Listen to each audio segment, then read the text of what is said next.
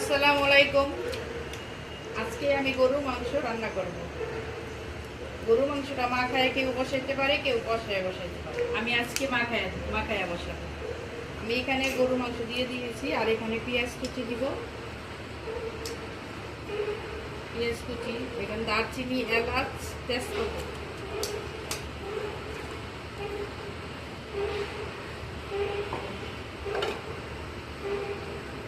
লবণ দিব,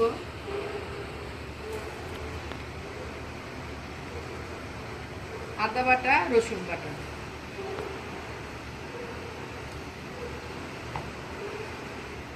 যেহেতু গরুর মাংসের মধ্যে সবসময় একটু মশলাটা বেশি দেওয়া লাগে। মরিচ পাখি,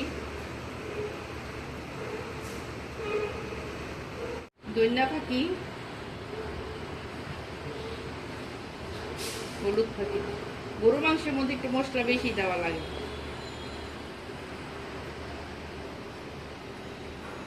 এখন আমি দিয়ে দিব তেল।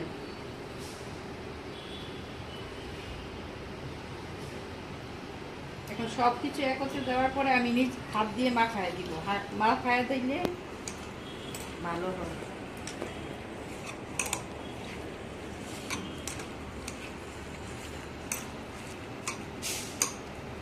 আমার মাখানো শেষ।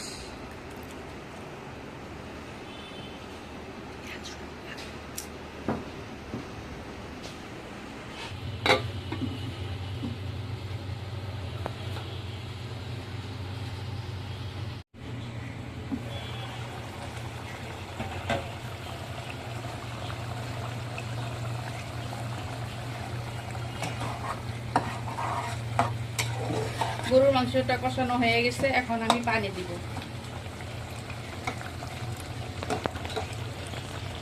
দেখেন কি সুন্দর তেল আসছে।